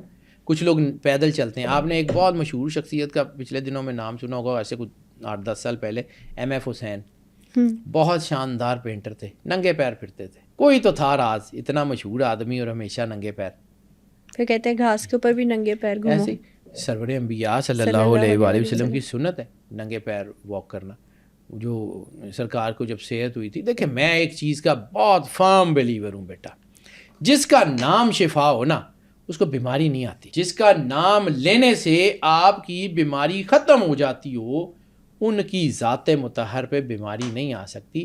لیکن چونکہ وہ اسوہ حسنہ ہیں, لیکن چونکہ وہ جو ہے وہ رحمت للعالمین ہیں, تو بہت ساری چیزیں انہوں نے کر کے دکھائی ہیں. بالکل ویسے ہی جیسے حدیث میں سب کچھ موجود ہونے کے باوجود میرا ایمان, میری محبت اس بات کو یقین کر ہی نہیں سکتی کہ سرور انبیاء پہ جادو ہو گیا تھا. میں اس بات کو نہیں مان سکتا. مجھے پتہ ہے حدیث ہے, مجھے پتہ ہے سارا کچھ ہے. میں اس بات کو مانتا ہوں کہ سرور انبیاء صلی اللہ علیہ وآلہ وسلم کی جو ڈیزگنیشن ہے نا بطور رسول اللہ اور خاتم النبیین, اس میں کچھ کام کر کے دکھائے جاتے ہیں جو ان کی ذات کے لیے ایسا نہیں ہوتا. ہم اس کو چونکہ سمجھ نہیں سکتے تو ہم اس کے اوپر بات کرنا شروع کر دیتے ہیں. خیر ٹو کٹ شارٹ پھر ادھر چل جائیں گے, کہ میں اپنے اس وقت نا ٹاپک سے ہٹنا نہیں چاہتا. یہ بڑا شاندار ٹاپک ہے, یہ میرے دل کے بڑا قریب ہے. چھٹی سٹیج ہوتی ہے وہ ہوتا ہے کمپیشن. آپ کے دل میں مخلوق سے محبت پیدا ہونا شروع ہو جاتی ہے, یعنی ان لوگوں سے بھی کہ جو آپ کے قریبی ہیں اور ان لوگوں سے بھی جو قریبی نہیں ہیں. یعنی آپ کے لیے لوگ جو ہیں ان کی مدد کرنا ایک روٹین بن جاتی ہے. درد دل کے واسطے انسان کو پیدا درد کیا گیا. دل کے واسطے پیدا کیا انسان کو, ورنہ طاعت کے لیے کچھ کم نہ تھے کرو گے. تو یہ سارے کام تھوڑی تھے, یہ اللہ نے انسان کو جو ہے وہ چیزوں کے ورک کرنے والا بنایا. وہ لوگوں کے چیزوں کو محسوس کرتا ہے. یعنی اپنا بچہ آپ کا کو غلطی کر دے تو آپ کہتے ہیں اچھا بیٹا چلو کوئی بات نہیں, اور لوگوں کے بچے غلطی کر دیں تو آپ بدلہ لینے پہ اتر آتے ہیں. پھر ایسی صورت پہ انسان جو ہے وہ رحم دل ہو جاتا ہے, پھر وہ لوگوں کو معاف کرنا شروع کرتا ہے, لوگوں کی نیگیٹیوٹیز پہ, لوگوں کی غلطیوں پہ لوگوں کو معاف کرنا شروع کرتا ہے. یہ کلندر پاک سید صفدر علی بخاری کا ایک جو ہے وہ نظریہ تھا. یہ آج پتہ نہیں کیوں مجھے وہ بار بار یاد آ رہے ہیں. وہ کہتے ہوتے تھے کہ لوگوں کو معاف کرو, اللہ تمہاری ساری دعائیں سن لے گا. جو دعا کا کانسیپٹ کلندر پاک نے دیا ہے وہ بھی یہی فرماتے تھے کہ جی اپنے دل سے سب کو معاف کر کے اللہ کی بارگاہ میں پیش ہو, اللہ ضرور سنے گا. وہی جب آپ اپنے دل سے سب کو معاف کر دیتے ہیں تو آپ کے اندر سے نیگیٹیوٹی ختم ہوتی ہے. نیگیٹیوٹی ختم ہوتی ہے تو وہی پازیٹیوٹی جو آپ کے اندر پیدا ہوتی ہے وہ اللہ کی قربت کا باعث بن جاتی ہے. بالکل ایسے. ٹھیک ہے, یہ آپ کمپیشنیٹ ہونا شروع ہو جاتے ہیں, کمپیشن آپ کے اندر آنا شروع ہو جاتا ہے, رحم ہو جاتا ہے. رحم کا سب سے بڑا جو واقعہ ہے جو انسانی تاریخ میں ملتا ہے, سرور انبیاء صلی اللہ علیہ وآلہ وسلم سے بڑی تو کائنات میں کوئی ذات آ ہی نہیں نہ سکتی, انڈاؤٹیڈلی ان سے بڑا تو کوئی کمپیشنیٹ ہو ہی نہیں نہ سکتا. طائف والوں نے کیا کیا, سرور انبیاء صلی اللہ علیہ وآلہ وسلم پہ حملہ کیا, پتھر مارے, آپ کے سر کے بالوں سے لے کے پیروں تک خون تھا, آپ کا جوتا مبارک خون سے بھر گیا تھا, تکلیف تھی, اذیت تھی. اب اللہ سرور انبیاء سے زیادہ تو کسی اور سے محبت کرتا نہیں. جب اللہ نے یہ چیزیں دیکھیں تو فرشتوں کو بھیجا. فرشتے اپنی مرضی سے تو نہیں آئے تھے, اللہ نے بھیجا تھا نا. تو فرشتوں نے آ کے کہا کہ یا رسول اللہ نے اس بستی پہ عذاب کا حکم دیا ہے اور ہمیں یہ حکم دیا ہے کہ آپ فرمائیں تو ان کو عذاب دیا جائے. اللہ نے خود سے نہیں کہا, اللہ نے کہا کہ رسالت میں آپ کو کہو کہ اگر آپ کہتے ہیں تو میں ان کو عذاب دے دیتا ہوں, یہ دونوں پہاڑ ملا دیتا ہوں, ان کی نسلیں ختم کر دوں گا. تو سرور انبیاء صلی اللہ علیہ وآلہ وسلم کا جو کنڈکٹ ہے نا وہ کمپیشن کی سب سے بڑی مثال ہے. آپ نے کہا نہیں, ان کو معاف کر دو, یہ نہیں نا مسلمان, کوئی بات نہیں, ان کی اولاد میں سے مسلمان ہوں گے. سبحان اللہ. وہ جو انسان کے اندر کمپیشن آتا ہے نا, رحم دلی, وہ جیسے میں نے کہا تھا کہ کلی طور پہ رحمان اللہ ہے, لیکن اس کی رحمانیت جب انسان کے اندر جزوی طور کے اوپر آتی ہے نا تو وہ انسان کے اندر وہ جو اس کی روح بیدار ہو رہی ہوتی ہے تو یہ ایک فیز آتا ہے اس کے اوپر کہ وہ مہربان, پیار کرنے والا, بڑے دل کا لوگ ہوتا ہے. وہ اجنبیوں کی پریشانیوں کو دور کر رہا ہوتا ہے, ان لوگوں کے لیے بھی وہ محبت کرنے والا ہوتا ہے. وہ جو میں نے آپ کو کلندر پاک کا ایک جملہ بتایا کو کہتے تھے فقیر ماں ہوتا ہے, وہ ماں ہوتی ہے, وہ ماں کی طرح لوگوں کی خدمت کرتا ہے. وہ گالیاں کھا کے دعائیں دیتے ہیں. میں نے کلندر پاک کی زندگی میں ان کو وہ جو ملامت کا دور تھا, وہ ہیرا منڈی کا, لوگ گالیاں نکالتے تھے, گالیاں کھا کے میں نے ان کو دعا دیتے ہوئے دیکھا ہے. میں نے ان کے ساتھ جو ہے نا وہ جتنے سال گزارے ہیں میں نے ان کو وہ کرتے ہوئے دیکھا ہے, یہ سنت پہ عمل کرتے ہوئے ان کو دیکھا ہے. یہ لوگ ان کو پیر کاکی تاڑ کیوں کہتے تھے؟ یہ ایک ملامت کا ایک نام تھا جو ان کو اس دور کے زرد صحافت کے علمبرداروں نے دیا تھا کہ وہ جو ہے نا وہ ہیرا منڈی میں بیٹھے ہیں اور کچھ اور کام کر رہے ہیں. تو وہ جو ہے نا انہوں نے اس ملامت کے تاج کو سینے پہ سجا لیا. آج بھی لوگ ان کو اسی نام سے جانتے ہیں. تو وہ جو تھا نا وہ کہا کرتے تھے کہ میرے جو ہے نا میرے لیے تو یہ کاکی عزت کا مقام ہے, یہ بیٹی ہے میری. میں نے ان کو دیکھا ہے اس بازار حسن میں تو چھوٹا سا تھا, مطلب آپ دیکھیں گے میں بھی سیدوں کا بیٹا تھا, میرے والد صاحب عالم تھے, لیکن اس کے باوجود مجھے کہیں اجازت تھی کلندر پاک سے ملنے کی تو کچھ نہ کچھ تو وہاں پہ تھا جو میرے بزرگوں نے دیکھا تھا. میرے دادا جی کے ساتھ ان کا تعلق رہا ہے کلندر پاک کا, تو کچھ نہ کچھ تو مجھے اجازت تھی نا. مطلب ہمارا گھر بڑا اسٹرکٹ گھر تھا, ہم لوگ تو اس دروازے کی طرف دیکھنے کی ضرورت نہیں کرتے تھے. میں چلا جاتا تھا ان کے گھر بھی, بھاٹی والے گھر میں بھی چلا جاتا تھا, اور وہ جو ان کا آستانہ تھا نیوا چیت نام روڈ پہ وہاں بھی چلا جاتا تھا. میرے والد صاحب کو بھی پتہ ہوتا تھا, میرے دادا جی کو بھی پتہ ہوتا تھا. تو اس کے باوجود کیونکہ میرے والد صاحب علماء اکیڈمی میں آپ کو پھر ایک اور بات, میرے والد صاحب علماء اکیڈمی میں پروفیسر تھے اس وقت وزٹنگ, اور یہ بادشاہی مسجد میں علماء اکیڈمی موجود ہے, اس کا ایک جو ہے نا اس کا کیمپس یہاں بھی ہے, تو وہاں والد صاحب پڑھانے جاتے تھے. تو اس وقت کے جو مولانا عبد القادر آزاد تھے, یہ خبیر آزاد صاحب کے والد صاحب, تو انہوں نے میرے والد صاحب کو ایک دن بتایا کہ یہ جو ہے نا ہوا ایسے کہ مجھے کسی نے والد صاحب کے شاگرد نے وہاں دیکھ لیا، انہوں نے جا کے ابو کو شکایت لگائی کہ جی آپ کا بیٹا وہاں وہ ہیرا منڈی میں بیٹھا ہوا ہے. تو ان کو غصہ چڑھ گیا ہے، کچھ ہوا. تو ایسے ہی کوئی باتوں میں نا مولانا عبد القادر آزاد سے ان کی بات ہوئی. تو انہوں نے کہا کہ شاہ صاحب ہم لوگ جو کام نہیں نہ کر سکتے وہ یہ فقیر کر رہا ہے. یہ وہاں پہ بیٹھے ہوئے ان لوگوں کو سینے سے لگا کے اللہ اور رسول کی محبت کا پیغام دے رہے ہیں.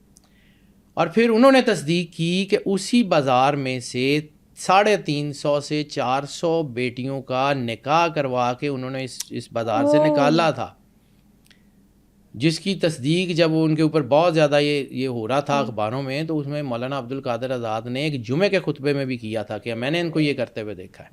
بالکل صحیح. ٹھیک ہے. وہ جو تھا وہ کمپیشن ہی تھا نا. مطلب ایک جس سے دنیا نفرت کرتی ہے، اس بیٹی کے سر کے اوپر ہاتھ رکھ کے کہنا کہ تو بابے کی بیٹی ہے.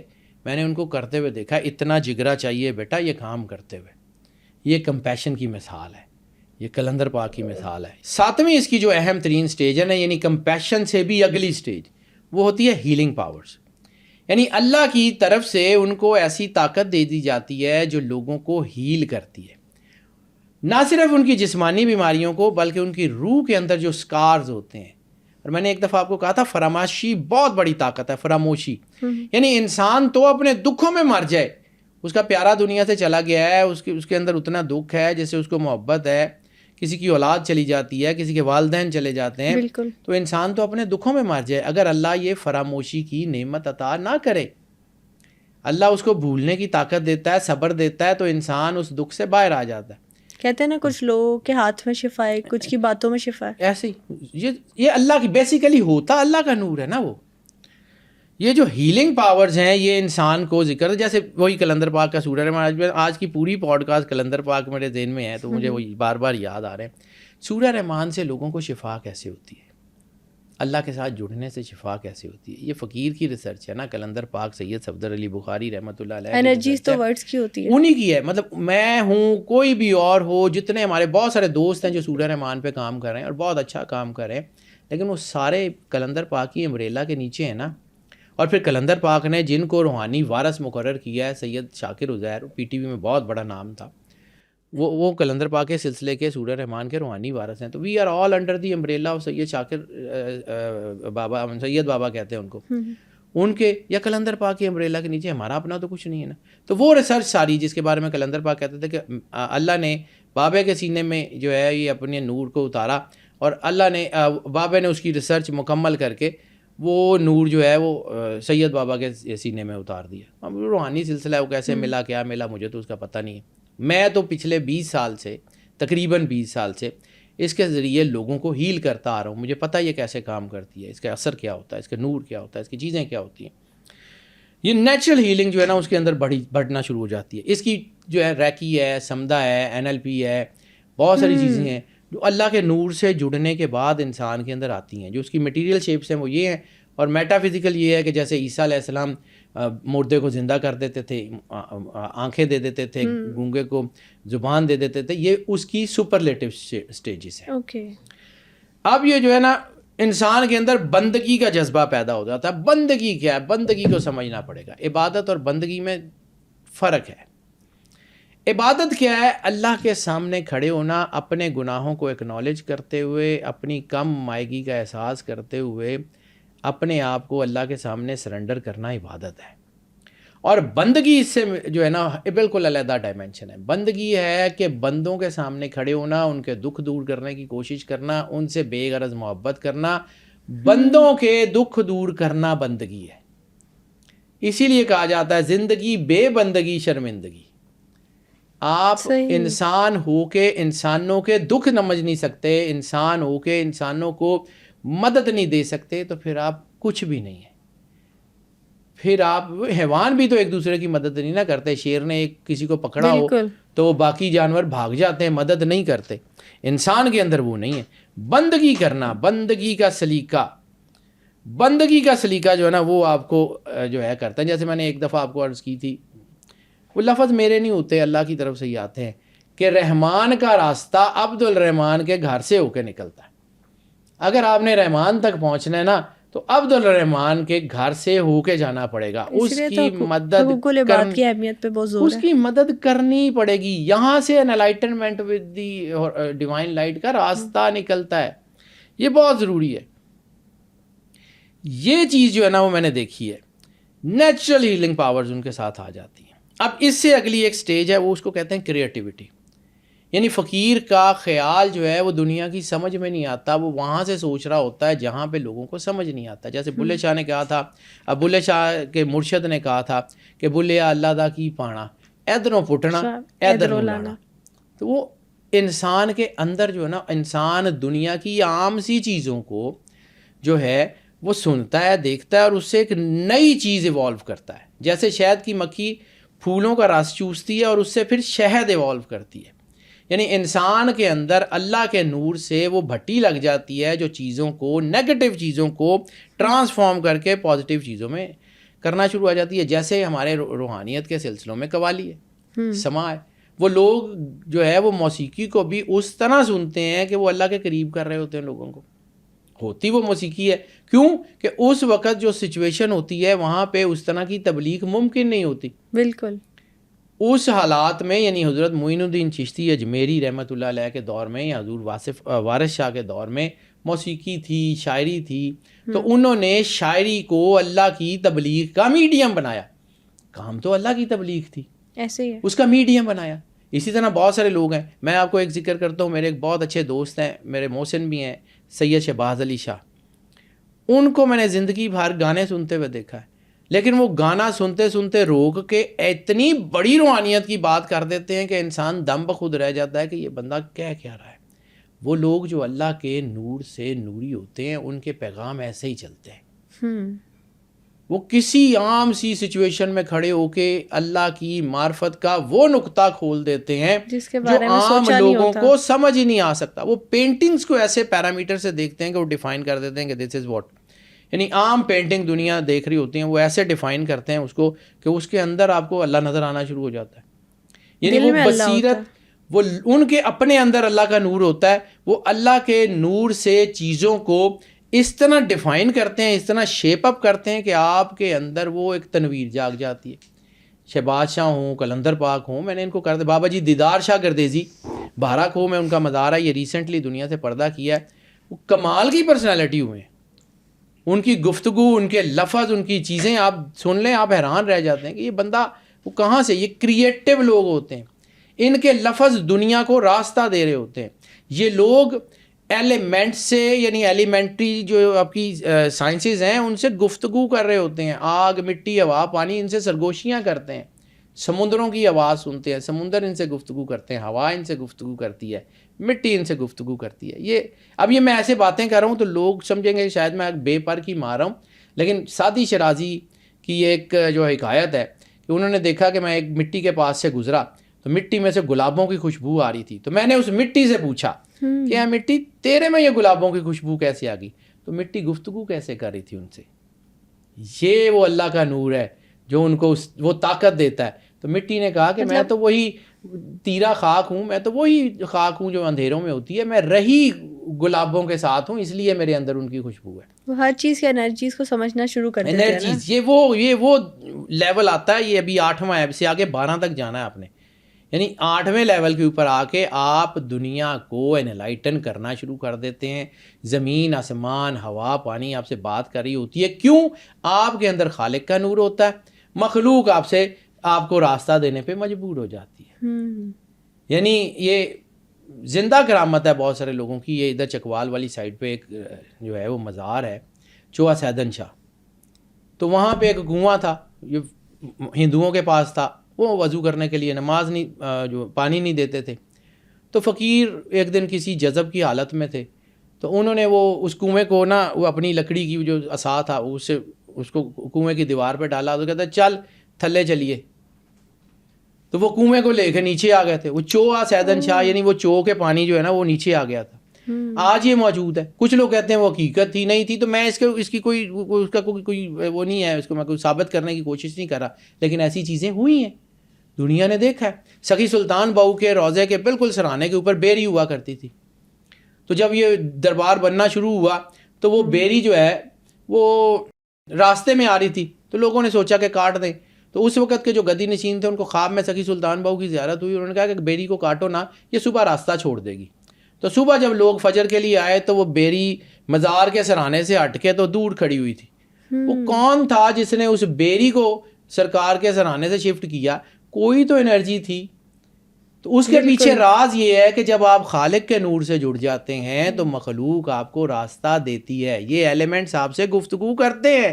تو پھر سمجھیے جانوروں سے بات کر لیتے ہیں. بالکل جانوروں سے بات کر لیتے ہیں, ان سے بات کر لیتے ہیں. تو پھر سمجھیے کہ جب انسان دنیا سے جائے گا تو قبر بھی تو مٹی ہے. تو جو ان سے زندگی میں گفتگو کرتی ہے وہ ان کو مرنے کے بعد نقصان دے گی. یہ میں نے آپ کو پچھلی پوڈ کاسٹ میں کہا تھا کہ جو روح اللہ کے نور سے انلائٹن ہو جاتی ہے وہ گلیکسیز کے دروازے کھل جاتے ہیں اس کے لیے. پھر قبر بھی اس کے لیے ایک طرح کا اسٹیشن ہوتا ہے جس کے بارے میں رسول اللہ صلی اللہ علیہ وسلم نے فرمایا تھا ینتقلون من الدار الی الدار, ایک گھر سے دوسرے گھر میں منتقل ہو جاتے ہیں. ٹھیک ہے, یہ وہ باریک سے باریک نقطے کو سمجھنے لگ جاتے ہیں.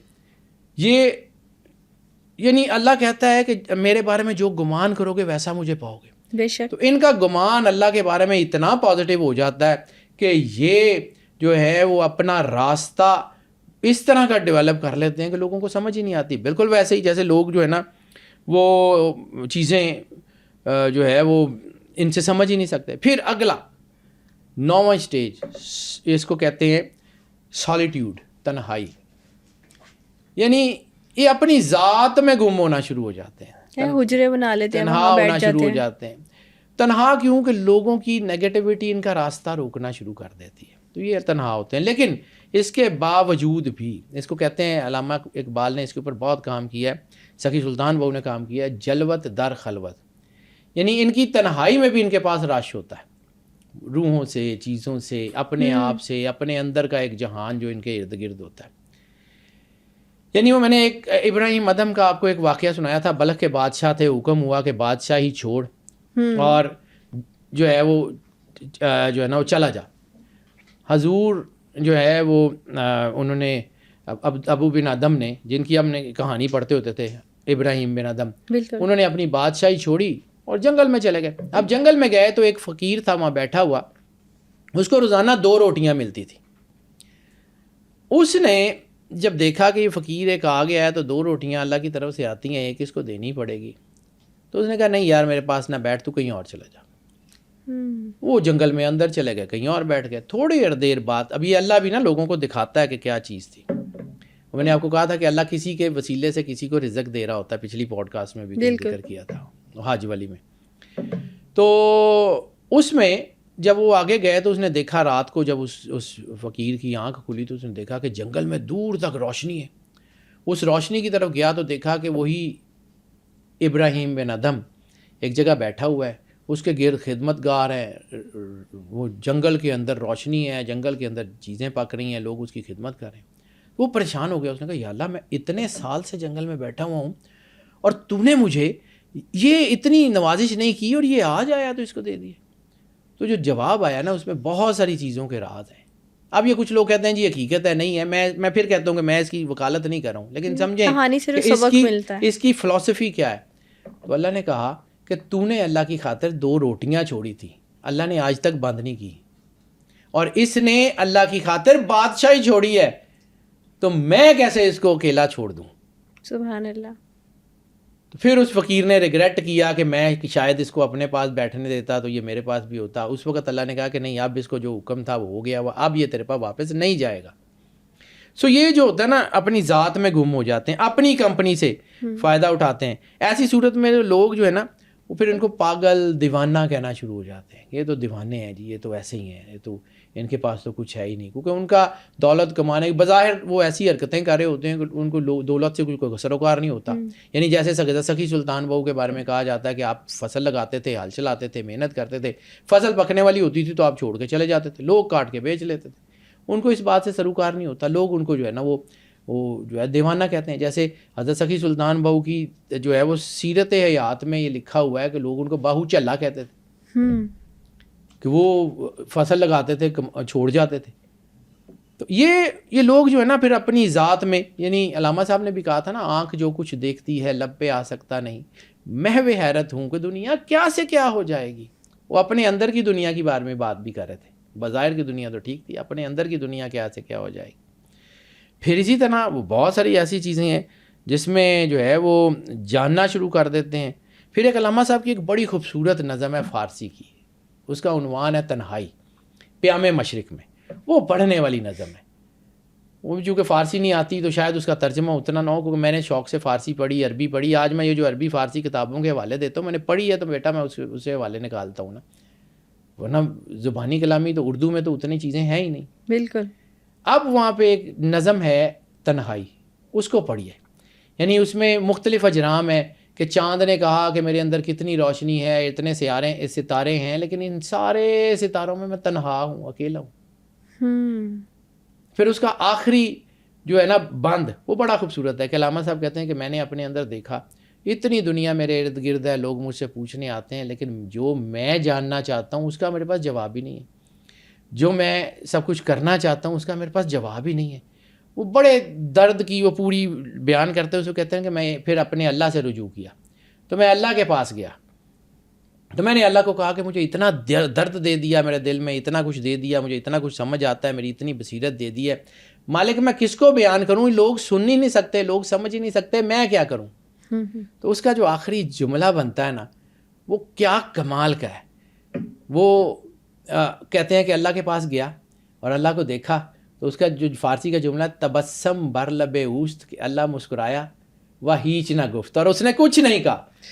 یعنی آپ اس کی انٹینسٹی سمجھیے کہ وہ چاند جو ہے وہ اپنا کہہ رہا ہے، پھر وہ سورج کہہ رہا ہے کہ میں اتنا روشن ہوں اور میرے پاس میں تنہا ہوں پوری دنیا میں. تو کہتے ہیں کہ تنہائی جو ہے نا، وہ اللہ خود بھی تو تنہا ہے. بالکل. اللہ خود بھی تو یکتا ہے، اللہ خود بھی تو یہی ہے، اس جیسا نہ کوئی اور ہو سکتا ہے. تو انسان جب اللہ کے قریب جاتا ہے تو وہ تنہا ہونا شروع ہو جاتا ہے. پیام مشرقی اس نظم کی ڈائمنشن یہ ہے، وہ تنہا ہونا شروع ہو جاتا ہے. وہ لوگ ان کے اوپر ہنستے ہیں. اس میں ایک بہت خوبصورت واقعہ مجھے حدیث کا یاد آ گیا، بہت ہی خوبصورت. لوگ ان کو پاگل سمجھتے ہیں لیکن یہ بہت کمال کے لوگ ہوتے ہیں. ایک عرابی آیا سرور انبیاء صلی اللہ علیہ وسلم کے پاس اور آ کے کہتا ہے یا رسول اللہ، قیامت والے دن حساب اللہ نے لینا یا فرشتوں نے؟ تو سرور انبیاء نے اس کی طرف دیکھا، مسکرا کے کہتے ہیں اللہ نے. اور وہ بڑی اونچی اس نے کہہ لگایا سرکار کے سامنے اور نکل گیا باہر. صحابہ کرام کو یہ بات بڑی ناگوار گزری کہ سرور انبیاء سرکار ختمی مرتبت بادشاہ کونین کے سامنے اتنی اونچی آواز میں وہ ہنسا ہے، اور ہنس کے باہر نکل گئے. انہوں نے جا کے پیچھے سے پکڑ لیا، صحرا میں گئے، اس نے پیچھے سے جا کے پکڑ لیا. پکڑ کے تو اسے کہتا ہے کہ تو نے رسول اللہ کی گستاخی کی ہے، تیری ایسی کی تیسی. اس نے کہا یار تمہارے سامنے رسول اللہ نے مجھے کہا ہے کہ تو جنتی ہے، تو میں اس کا جشن بھی نہ مناؤں. اس نے کہا کب کہا رسول اللہ نے کہ تو جنتی ہے؟ انہوں نے کہا تمہارے سامنے رسول اللہ نے کیا کہا؟ انہوں نے صرف اتنا کہا ہے کہ حساب اللہ نے لینا ہے. انہوں نے کہا تم لوگوں کا حساب فرشتوں نے لینا ہے، میرا حساب اللہ نے لینا ہے. اور یاد رکھو کہ بڑے لوگ، یہ عربی کا جملہ ہے، یہ حدیث کے ضمن میں اس کے اوپر امام غزالی نے جو کام کر دیا ہے نا، وہ کوئی اور نہیں کر سکتا.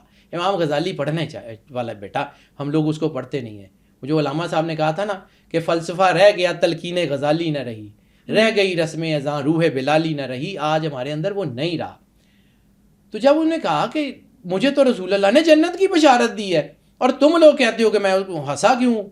انہوں نے کہا جی انہوں نے کہا تھا کہ اللہ نے تمہارا حساب لینا فرشتوں نے، میرا حساب لینا اللہ نے. اور بڑے لوگ چھوٹے سوال نہیں کرتے.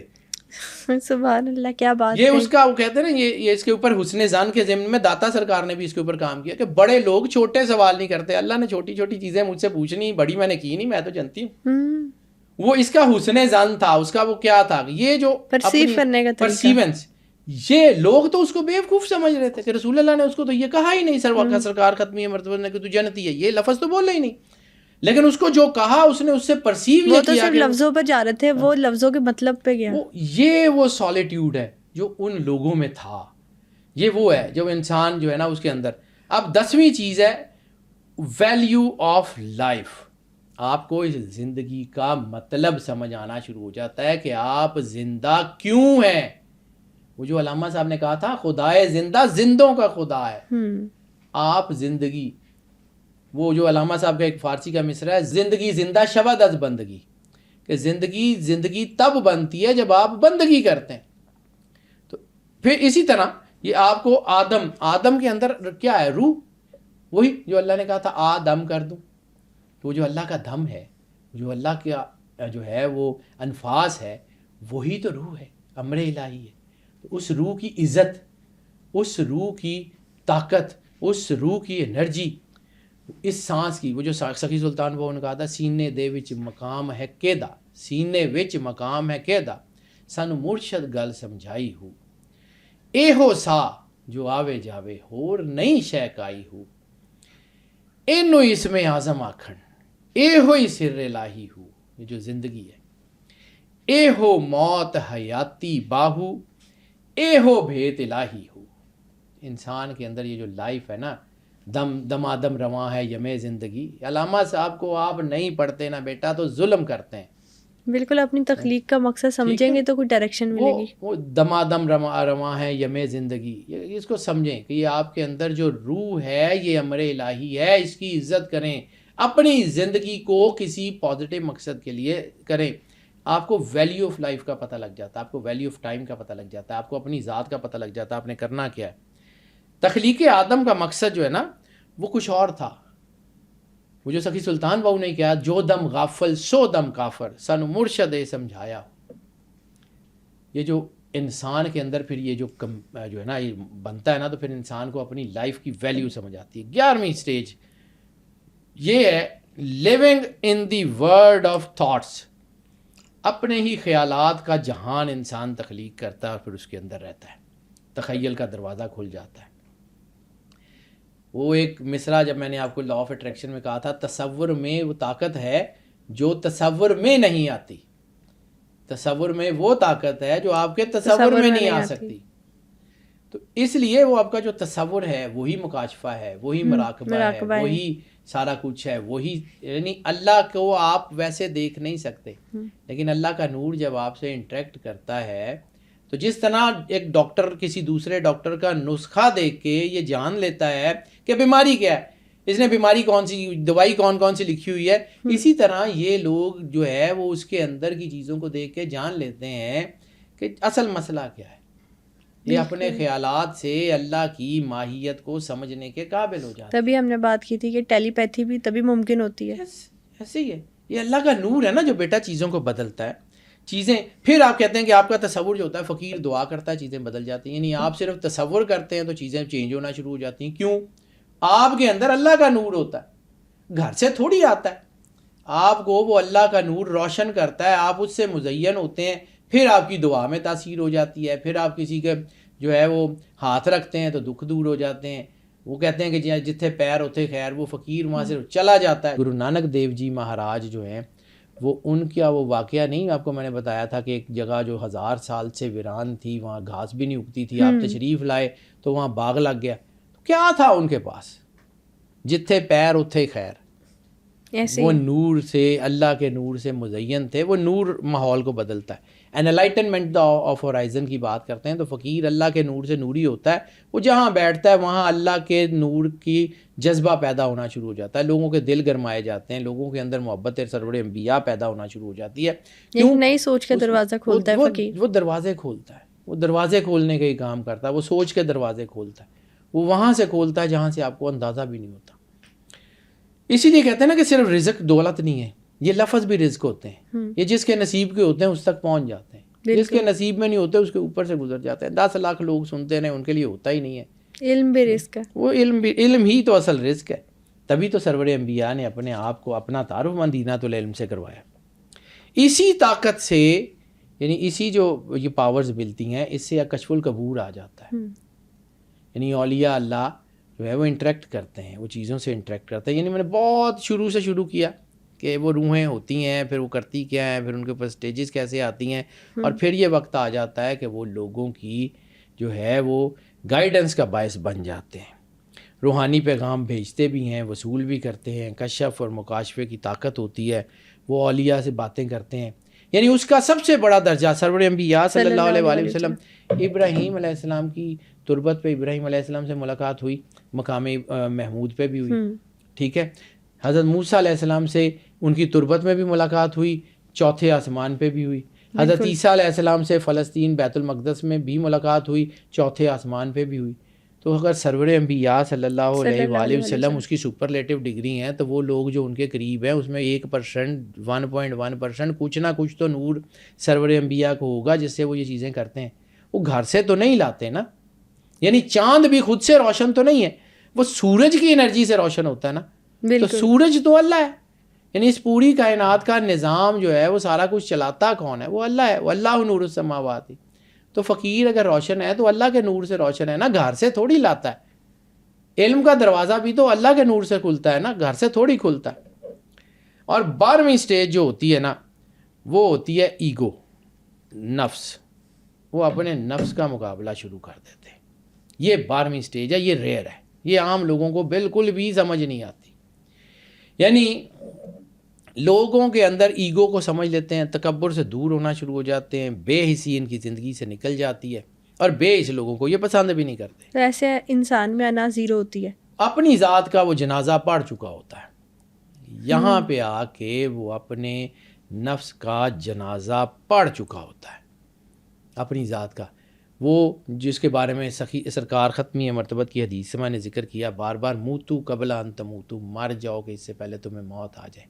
موت آ چکی ہوتی ہے. موت کیا ہے کہ دونوں جہان ان کے لیے دروازے کھل جائیں. وہ دروازے کھل جاتے ہیں, وہ کبھی یہاں کبھی وہاں آتے جاتے رہتے ہیں. وہ خواب میں آئیں, جس طرح بھی آئیں, وہ دنیا اس جہان سے اگلے جہان سے ان کا رابطہ رہنا شروع ہو جاتا ہے. ہوتا کیا ہے؟ وہ اللہ کے نور سے. یعنی ڈگنیٹریز, ایک خاص, آپ کسی فیکٹری میں کام کر رہے ہیں, ٹھیک ہے, آپ اس فیکٹری کے, آپ کو ایک کارڈ دیا جاتا ہے جہاں پہ آپ کے تھم نیل سے یہ لاک لگتے ہیں, یہ آج کل ہوتے ہیں نا, آپ کو ایک کارڈ دیا جاتا ہے, آپ اس خاص ایریا کا دروازہ اس کارڈ سے کھول سکتے ہیں. دوسرے جو امپلائیز ہیں وہ اگر آپ کے اپنے کارڈ سے آپ کے ایریا کا دروازہ کھولنا کوشش کریں گے تو نہیں کھلے گا. لیکن آپ کی کمپنی کا اگر کوئی جی ایم ہوگا, اس کے پاس وہ کارڈ ہوگا جو 6 ڈپارٹمنٹس کو ہیڈ کرتا ہے, اس کے کارڈ سے تو 6 دروازے کھل جائیں گے. اس کو سمجھیے بالکل ایسے ہی کہ جو لوگ اللہ کے نور سے نوری ہوتے ہیں ان کی ڈیزگنیشن کے مطابق ان کو ایکسیس ملنا شروع ہو جاتا ہے.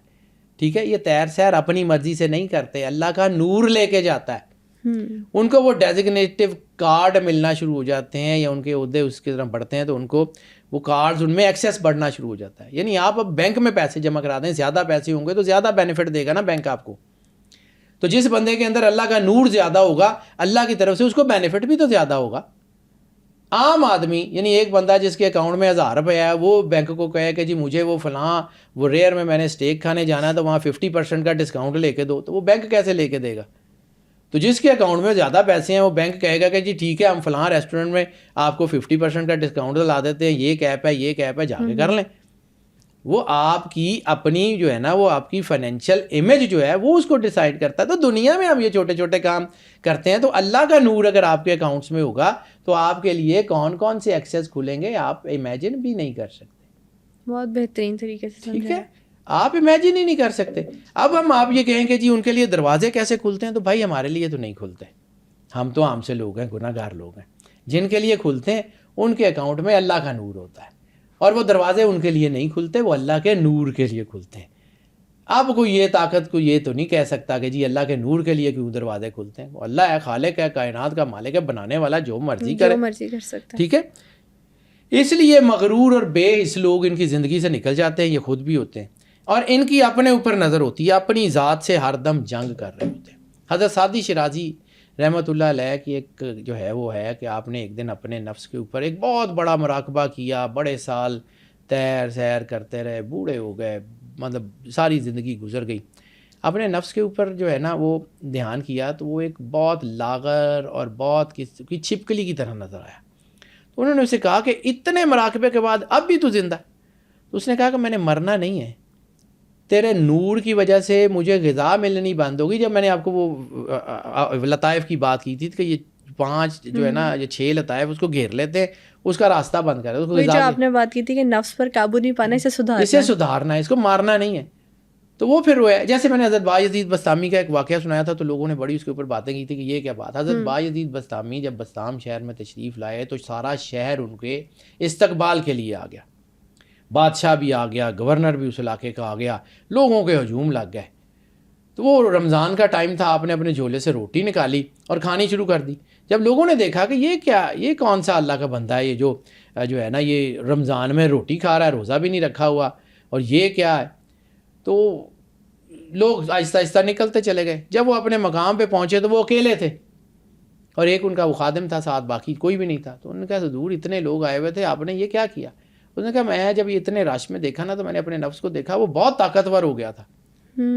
وہ اپنے آپ کو کوئی بہت بڑا فقیر اور بڑا سینٹ سمجھ رہا تھا. تو میں نے سوچا کہ پہلے اس کا مقابلہ کر رہے ہیں روزے کے، تو میں 60 روزے بعد میں رکھ کے پورے کر لوں گا، یہ کرنا ضروری ہے. تو اس وقت میں نے وہ روزہ توڑ دیا. لوگوں کو، ایسے لوگوں کی یہ باتیں سمجھ نہیں آتی، یہ اپنے نفس کے ساتھ ہر دم جہاد کر رہے ہوتے ہیں. یعنی ان کو عبادت کا صلہ بھی مل رہا ہوتا ہے اور جہاد کا بھی. جیسے ایک صحابی نے سرور انبیاء صلی اللہ علیہ وآلہ وسلم سے پوچھا، بڑی مستند حدیث ہے، مشکات شریف میں باب الصلاۃ کی حدیث ہے. انہوں نے کہا کہ یا رسول اللہ میں نماز پڑھتا ہوں تو مجھے وسوسے آتے ہیں. تو فرمایا تمہیں 2 طرح کا ثواب مل رہا ہے، ایک عبادت کا، ایک جہاد کا. اگر تم عبادت کرتے ہو، تمہارے دل میں وسوسے آتے ہیں اور وہ تمہارے اپنے وجود جو ہے وہ اس کو نکالتا ہے، تو تمہارے اندر جہاد ہے نا. بالکل. تو پھر آپ کو وہ آیت سمجھ آتی ہے کہ جو اللہ کے سامنے کھڑے ہونے سے ڈرا اس کے لیے جنتان، 2 جنتیں ہیں. ٹھیک ہے، جو اللہ کے سامنے کھڑے ہونے سے ڈرتا ہے اس کے لیے 2 جنتیں کیوں ہیں؟ ایک تو وہ عبادت کر رہا ہے، دوسرا شیطانی طاقتوں کو یہ یقین ہے کہ یہ ہمارے ہاتھ سے نکل جائے گا، وہ پورا زور مارتی ہیں، اندر جہاد ہو رہا ہے. عبادت بھی چل رہی ہے، جہاد بھی چل رہا ہے. تو عبادت کی بھی جو ہے وہ جزا جنت ہے، جہاد کی جزا بھی جنت ہے. تو 2 جنتوں کا کانسیپٹ قرآن پاک میں ہے نا.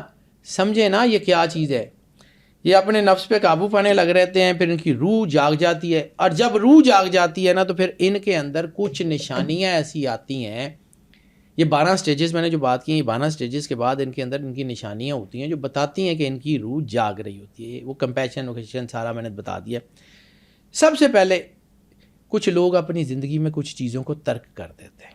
یعنی یہ بھی دیکھا گیا کہ کچھ سلسلوں میں گوشت کھانا بند کر دیتے ہیں، کچھ چیزوں میں کچھ چیز بند کر دیتے ہیں. یعنی وہ اپنی ضبط نفس کے لیے ایک نشانی ایسی رکھ لیتے ہیں. بالکل، کہتے ہیں نا پرہیز ہے. وہ پرہیز جو ہوتا ہے نا، وہ کچھ تو ہوتا ہے راستے میں، وہ سالک کا ہوتا ہے، کچھ ہوتا ہے جو منزل پہ پہنچنے کے بعد ہوتا ہے، یہ ریئر ہوتا ہے. جیسے امیر مرری جو ہے، اس کے بارے میں یہ تھا کہ وہ گوشت نہیں کھاتا تھا، اور اس کے اوپر جو ہے نا وہ ایک فارسی کا بڑا کمال کا کلام ہے جس کو علامہ صاحب نے، علامہ محمد اقبال نے تضمین کیا ہے. وہ بہت خوبصورت ہے، اس کو پڑھیں. امیر مرری جو تھا وہ گوشت نہیں کھاتا تھا. تو ایک دن اس کے دوستوں نے ایک تیتر کو روسٹ کر کے اس کو بھیجا. تو اس نے جب وہ بھنے ہوئے تیتر کو دیکھا نا تو اس نے عربی میں کچھ شعر کہے. اس کا ترجمہ علامہ صاحب نے کیا ہے کہ وہ اس نے تیتر کو دیکھ کے کہا، افسوس صد افسوس کہ شاہی نہ بنا تو، دیکھے نہ تیری آنکھ نے فطرت کے لزومات، تقدیر کے قاضی کا یہ فتویٰ ہے ازل سے، ہے جرم ضعیفی کی سزا مرگ مفاجات. اس نے تیتر کو کہا تھا کہ اگر آج تو شاہین ہوتا، نہ تجھے بھونا جاتا، نہ تجھے ذبح کیا جاتا، تو عقاب نہیں بنا. بالکل، آج تو بھن گیا ہے، آج تو ذبح ہو گیا ہے، صرف اس لیے کہ تو تیتر کا تیتر رہ گیا. علامہ صاحب کے یہ شعر کو سمجھیے. میں پھر بتاتا ہوں، یہ مجھے دل پہ لکھا ہوا ہے کہ افسوس صد افسوس کہ شاہی نہ بنا تو، دیکھے نہ تیری آنکھ نے فطرت کے لزومات، تقدیر کے قاضی کا فتویٰ ہے ازل سے، ہے جرم ضعیفی کی سزا مرگ مفاجات. اس لیے مسلمانوں کو دنیا میں کوٹ پڑ رہی ہے، وہ اکٹھے نہیں ہو رہے، وہ اللہ کے نور سے روشن ہوتے ہوئے بھی اکٹھے نہیں ہو رہے. یہ بات انہیں اپنی پاور کی ریلائزیشن نہیں ہے، آپ کی ریلائزیشن ہی نہیں ہے. یعنی شیر کے بچے ہیں، بھیڑوں میں پلے ہیں، وہ بھیڑ ہی سمجھ رہے ہیں اپنے آپ کو. ان کے اندر اتنی طاقت اللہ نے رکھی ہوئی ہے، یہ کھڑے ہو جائیں دنیا کا نظام بدل دیں گے.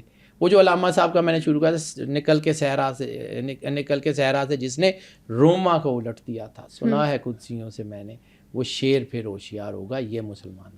وہ جو علامہ صاحب نے ساقی نامہ میں کہا تھا نا کہ بجھی عشق کی آگ اندھیر ہے، مسلمان نہیں راکھ کا ڈھیر ہے، لیکن اسی راکھ سے وہ چنگاری پھوٹے گی جو دنیا کا نظام بدلے گی. وہ اسی صحرا سے اٹھنے والے لوگوں نے کائنات کی نظام کو بدل دیا تھا. یہ آج بھی ہیں، یہ صرف اسی نور سے ممکن ہے جو اللہ کا نور ہے. پھر یہ کچھ لوگ جنگلوں کا چلا جاتے ہیں، عزت کا مقام چھوڑ کے ذلت کے مقام پہ بیٹھ جاتے ہیں. میں بار بار کلندر پاک آج مجھے بہت یاد آتے ہیں.